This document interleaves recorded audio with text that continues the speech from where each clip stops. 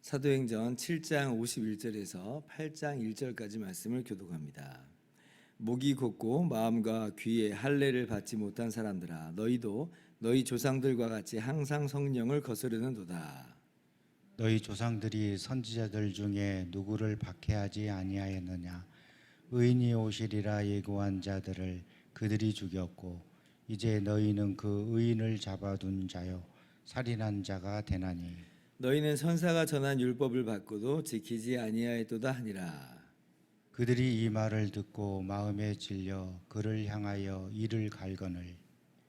스데반이 성령 충만하여 하늘을 우러러 주목하여 하나님의 영광과 및 예수께서 하나님 우편에 서신 것을 보고 말하되 보라 하늘이 열리고 인자가 하나님 우편에 서신 것을 보노라 한데 그들이 큰 소리를 지르며 귀를 막고 일제히 그에게 달려들어 성 밖으로 내치고 돌로 칠세 증인들이 옷을 벗어 사울이라 하는 청년의 발 앞에 두니라. 그들이 돌로 스데반을 치니 스데반이 부르짖어 이르되 주 예수여 내 영혼을 받으시옵소서 하고 무릎을 꿇고 크게 불러 이르되 주여 이 죄를 그들에게 돌리지 마옵소서 이 말을 하고 자니라. 같이요. 사울은 그가 죽임당함을 마땅히 여기더라. 그날에 예루살렘에 있는 교회에 큰 박해가 있어 사도 외에는 다 유대와 사마리아 모든 땅으로 흩어지니라. 아멘. 할렐루야. 하나님의 크신 은혜와 평강이 오늘도 변함없이 여러분 가운데 넘치기를 주님의 이름으로 축원합니다. 지금까지의 스데반 집사의 변증을 들으면서 아마도 사내들인 공예는 얼굴이 화끈거리지 않았을까 생각이 듭니다. 왜냐하면 스데반 집사의 말이 하나도 틀린 게 없거든요. 성전 건물이 그 자체로 하나님께서 거기에만 계시는 어떤 그런 것이 될 리가 없잖아요. 하나님께서 임재하시는 상징일 뿐이죠. 그리고 율법도 보면은 우리가 율법을 지금까지 지켜왔노라 하지만 그러나 우리가 율법을 다 완전하게 그런 지키지 못하는 그런 사람들임을 본인 스스로의 양심도 그렇게 증거를 하고 있을 거예요. 그러니까 지금 뭐 스데반이 하는 얘기가 하나도 틀린 얘기가 없어요. 그런데 이제 스데반 집사는 이제 어떻게까지 나가냐면 오늘 말씀 보니까 직접적으로 사내들인 공예의 죄를 지적을 합니다. 51절 보니까 목이 곧고 마음과 귀에 할례를 받지 못한 사람들아 너희도 너희 조상들과 같이 항상 성령을 거스르는도다. 그러니까 이제 사내들인 공예가 사실은 어떻게 보면 신문을 하는 거고 지금 스데반 집사는 거기에 대해서 자기를 변호하는 그런 자리인데 이 말씀을 딱 보니까 뭔가 지금 공수가 교대된 느낌이 있죠.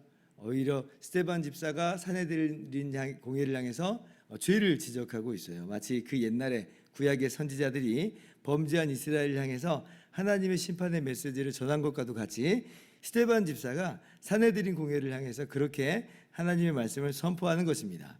너희도 너희 조상과 같이 항상 성령을 거스르는도다. 자, 그러면 사내들인 공예는 어떻게 나와야 할까요? 아이고, 우리가 정말 잘못했습니다 라고 회개하면서 나올 거라고 우리는 한편 생각을 합니다만은 그러나 그건 이제 우리 인간의 죄성을 아주 쉽게 생각을 한 거죠. 왜냐하면 우리가 죄를 지적당했을 때 우리의 잘못이 딱 드러났을 때 그 자리에서 잘못했습니다 용서해 주세요 라고 말하시는 사람은 거의 없습니다. 우리 안에 있는 죄성은요 먼저 상대방이 옳은 이야기를 해도 우리 안에는 반발심이 먼저 딱 이제 생기기 마련이에요. 아무리 많은 말을 해도 지기 싫어하잖아요. 굽히기 싫어합니다. 자기 자존심, 자기의 명예, 어떤 자기의 지위나 감정 이게 더 소중한 거예요. 그러니까 지기 싫어요. 잘못했다고 하기 싫은 거예요. 내가 죽는다 했더라도 내가 그렇게는 못하겠다. 이게 인간 본성이거든요.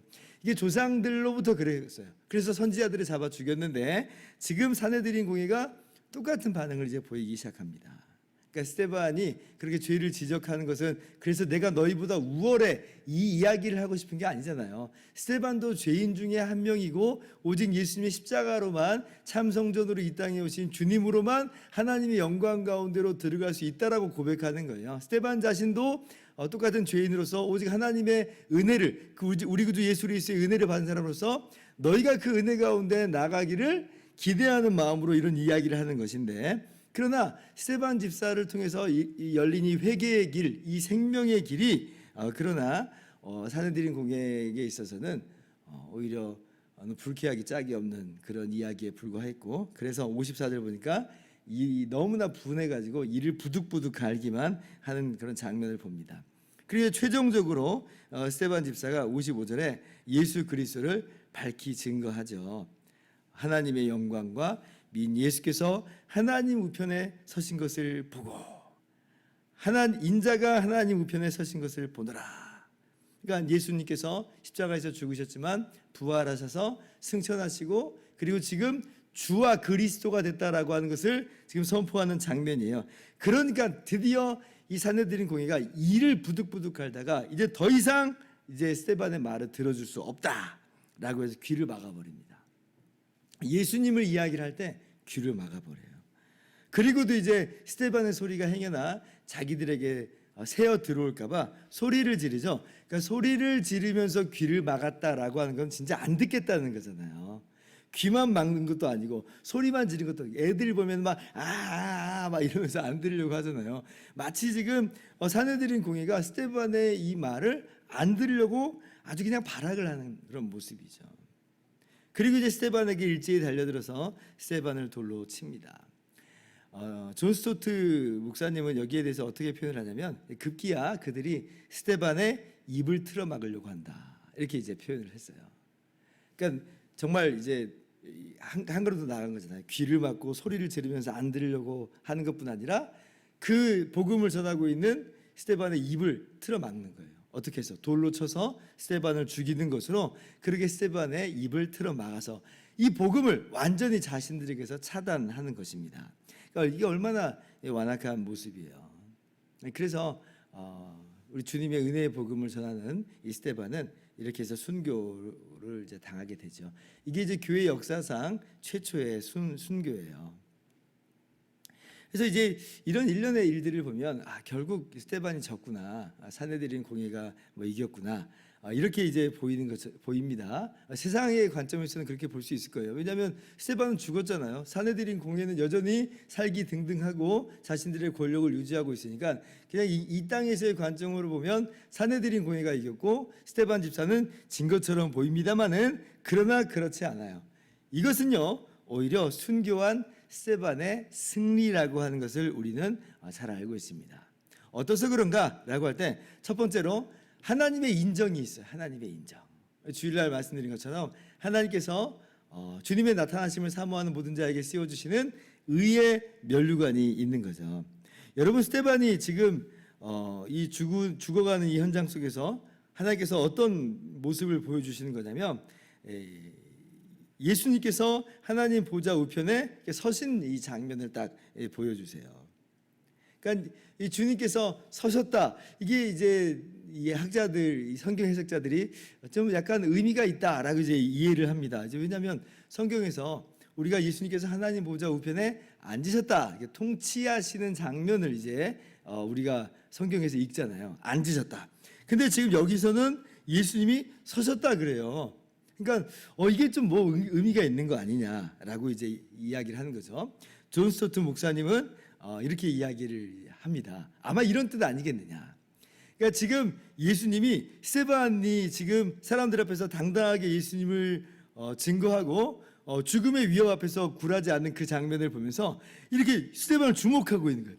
주목하면서 벌떡 일어나서 스데반이 순교당하면 이제 이 스데반을 주님의 품으로 영접하고자 그렇게 환영하는 어떤 그런 액션 아니겠느냐, 이렇게 이야기를 해요. 일리가 있다고 생각을 합니다. 마태복음 10장 32절에 우리 주님께서 이렇게 말씀하세요. 누구든지 사람 앞에서 나를 시인하면 나도 하늘에 계신 내 아버지 앞에서 그를 시인할 것이요. 어쩌면 지금 이 장면을 보면서 스데반을 지금 인정해주는 예수님의 모습 아닌가 싶어요. 스데반을 하나님 앞에서 스데반을 지금 인정해주는 이 나의 복음을 위해서 나를 시인한 이 일꾼입니다. 너무나 귀한 일꾼입니다 하면서 지금 하나님 앞에서 스데반을 인정해주는 그런 모습이다, 이렇게 또 볼 수도 있겠습니다. 뭐 어떤 의미가 구체적으로 여기에 담겨 있는지는 우리가 뭐 정확히 알 수는 없지만 지금 스데반을 예수님께서 주목하고 계시는 것은 분명한 일이고, 그리고 그 스데반을 맞이할 준비를 하시는 것은 너무나 분명한 거예요. 그리고 주일날 말씀드린 것처럼 의의 면류관을 그 이름에 걸맞게 주님을 증거했던 스데반에게 씌워 주실 것입니다. 그렇게 시상대 앞에 올려지는 장면이니까 오히려 이것은 스데반의 승리다. 두 번째, 스데반이 승리한 것이 어떤 의미에서 그런가라고 할 때, 스데반이 이렇게 죽음으로 끝나는 것이 아니라 스데반은 지금 잠에 들어가는 것뿐이고 장차 부활의 영광을 맞이할 것이기 때문에 그렇습니다. 60절 보니까 이제 스데반이 마지막 기도하면서 죽죠. 주여 이 죄를 그들에게 돌리지 마옵소서. 주일날도 말씀드린 것처럼 참 정말 너무나 예수님을 닮은 모습이잖아요. 그리고 이 말을 하고 자니라 그래. 이 말을 하고 자니라. 잔다라고 하는 표현을 성경에서 쓰는 겁니다. 정말 너무나 대조적인 그런 단어죠. 이 소란스럽고 성난 군중 앞에서 굉장히 평온한 단어예요. 잠이라고 하는 너무나 대조된 그런 단어를 사용하고 있습니다. 그러니까 약간 이것이 이제 의도적인 그런 표현이기도 하고, 그리고 실제적으로도, 그리고 성도의 죽음은 뭐냐? 잠이다, 잠이다. 그러니까 우리가 우리의 죽음 이후에 어떤 일들이 벌어지는지를 잘 알 수 있어야 됩니다. 우리가 죽었을 때에 우리의 영혼은 즉시로 낙원으로 갑니다. 그러니까 우리가 천국이라고 말하는 천국으로 가는 거예요. 마치 이제 십자가상의 강도에게 주님께서 말씀하신 것처럼 네가 오늘 나와 함께 낙원에 있으리라 하셨기 때문에 우리의 영혼은 주님의 품으로 낙원으로 천국으로 가요. 우리의 육신은 이 땅에 묻히죠. 그러니까 이것을 이제 우리의 몸은 이 땅에서 안식한다, 잔다, 이렇게 표현한 거예요. 우리의 몸은, 영혼은 주의 품으로 가고 몸은 자요. 그럼 이제 어떻게 되느냐? 이것이 그렇게 해서 끝나는 거냐라고 할 때 그렇지 않죠. 주님께서 다시 오시는 그날에 우리의 이 자고 있는 영혼이, 우리의 이 썩은 영혼이 안식 가운데 있는 몸이, 이 자는 몸이 부활을 해요. 부활을. 주님이 다시 오실 날에 부활하여서 그 영혼과 다시 완전한 하나의 사람을 이룹니다. 그러니까 완전히 하나의 인격으로서 부활의 몸을 입은, 부활의 몸과 영혼을 가진 온전한 한 인간으로서 일어나는 거예요. 그렇게 해서 주님과 함께 영원히 새 하늘과 새 땅에서 사는 것이 성경에서 말하는 결론이에요. 그러니까 지금 스데반이 죽은 게 아니잖아요. 끝나는 게 아니잖아요. 그렇기 때문에 이것이 결코 스데반에게 패배가 될 수 없다. 오히려 스데반은 자는 걸 보니까 아하! 일어나겠구나. 일어나는구나. 그러니까 성도의 죽음은 결코 비극이나 어떤 아주 안 좋은 것만은 아니에요. 이것은 사실은 부활의 단계에 들어간, 부활의 영광을 맞이하는 하나의 단계에 들어가는 모습인 줄을 알고, 이것이 오히려 스데반에게 귀한 승리의 모습이다라고 하는 것을 우리가 깨달을 수 있어야 됩니다. 세 번째 승리의 이유인 것은 뭐냐면 스데반의 죽음으로 말미암는 그 결과 때문에 그렇습니다. 성도들이 가는 곳마다 스데반의 이러한 담대한 믿음을 본받아서 복음을 증거해요. 지금 이 사건으로 인해서 8장 1절 보니까 박해가 일어나죠. 사도 외에는 다 이제 흩어지는 거예요. 예루살렘에서 흩어져요. 피신하는 거예요. 이게 이 박해의 손길을. 그러면 우리 같으면 이렇게 이제 피해서 도망가는 사람들이니까 알고 이제 가는 곳마다 정말 입꼭 다물고 예수 믿는 사람인 척도 안 하고 그렇게 살 거라고 생각을 하잖아요. 그런데 그러지 않고 오히려 너무나 신기한 것은 지금 이들이 흩어진 사람들이 가는 곳마다 오히려 담대하게 복음을 증거합니다. 이게 8장 4절 이하의 말씀이에요. 그래서 이제 하나님의 영광스러운 교회가 예루살렘뿐 아니라 유대와 사마리아로, 그리고 나아가서는 이방인의 모든 지역까지도 이렇게 퍼져 나가는 것이에요. 그러니까 얼마나 이 놀라운 역사예요. 교회를 박해하고 교회를 거꾸로 뜨리려고 하는 그들의 시도가 무의로 돌아갔다는 것이고, 오히려 그들의 시도로 때문에 어떻게 보면 지금 교회가 더 왕성하게 성장하게 되는 것을 우리는 성경 말씀에서 발견하게 되는 겁니다. 그러니까 결국 누구의 승리예요? 스데반의 승리죠. 스데반의 승리. 그래서 오늘 우리가 이 스데반의 순교라고 하는 정말 어떻게 보면 너무나 안타까운 그런 이 장면을 보고 있지만 그러나 이것은 참으로 복된 승리의 모습이다라고 하는 것을 깨달았으면 좋겠습니다. 그러면서 우리 삶 가운데 적용하는 거예요. 그럼 우리는 오늘날 어떠한 마음 자세로 살아가야 되는가라고 할 때 이러한 순교적 신앙을 우리가 가지면서 살아야 됩니다. 초대교회 때 세례라고 하는 것이 사실은 그런 의미였죠. 초대교회 때 국교로 로마 제국의 국교로 이 기독교가 공인되기 전까지 기독교가 10번의 큰 박해의 시간을 겪습니다. 항상 박해를 겪는 건 아닙니다만은 이 시점마다 이 300년 정도의 시점마다 이 10번의 박해, 그러니까 뭐 30년마다 한 번씩 박해를 경험했다고 보면 좋을 것 같아요.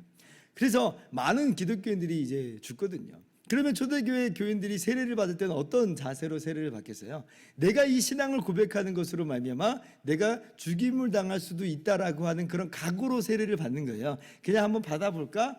받아보면 좋대. 그리고 세례를 받는 게 아니라 세례를 받는 것은 나는 주님과 함께 죽고 나는 주님과 함께 살았다라고 하는 고백이고 내가 그래서 주님 때문에 죽어도 나는 영광으로 알겠습니다라고 세례를 받는 거예요. 순교적 신앙을 세례를 받을 때부터 사실은 갖고 있었던 거죠. 오늘날 우리에게 조금 부족한 내용이 바로 그런 것 같아요. 우리 믿음의 선배들은 순교적 신앙을 가지고 있었죠. 어떤 어려움 속에서도 어떤 위협 속에서도 굴하지 않고 그 믿음을 지켰는데 이제 이게 번영의 시대가 되다 보니까 그러니까 너도 나도 다 예수님 믿는 것처럼 그것이 너무 당연한 것처럼 여겨지는 시대가 되니까 이것이 이제 순교적 신앙의 모습은 좀 흐려져 있는 게 사실입니다. 그런데 우리는 적어도 우리 마음 가운데 새길 수 있어야 돼요. 그래, 내가 주님과 함께 죽었고 주님과 함께 살았지. 나는 주님과 이제 하나야. 그래서 내가 주님 때문에 내가 어떤 위협을 당할지라도 박해와 핍박을 당할지라도 나는 각오한다 라고 하는 그러한 순교적 신앙을 우리가 회복하면서 그러한 모습으로 오늘도 신앙생활을 할 수 있기를 주님의 이름으로 축원합니다. 기도하겠습니다.